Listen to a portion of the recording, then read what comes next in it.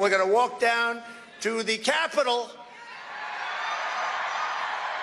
and we're going to cheer on our brave senators and congressmen and women.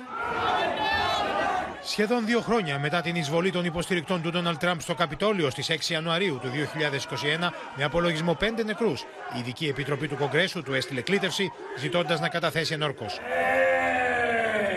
Η ανακοίνωση προς τον πρώην πρόεδρο δεν αφήνει περιθώρια για παραερμηνίες. You were at the center of the first and only effort by any U.S. president to overturn an election and obstruct the peaceful transition of power. They really want to damage me so I can no longer go back to work for you.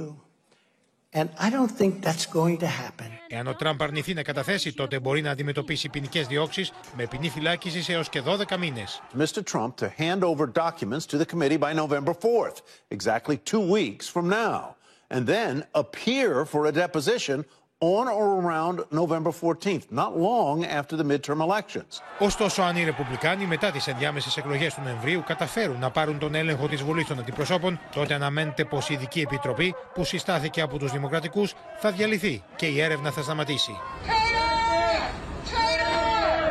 Χθες, ο Στιβ Μπάνον, πρώην στενός συνεργάτης και σύμβουλος του Ντόναλντ Τραμπ, καταδικάστηκε σε φυλάκιση 4 μηνών, επειδή αρνήθηκε να συνεργαστεί με την έρευνα για την επίθεση στο Καπιτώλιο.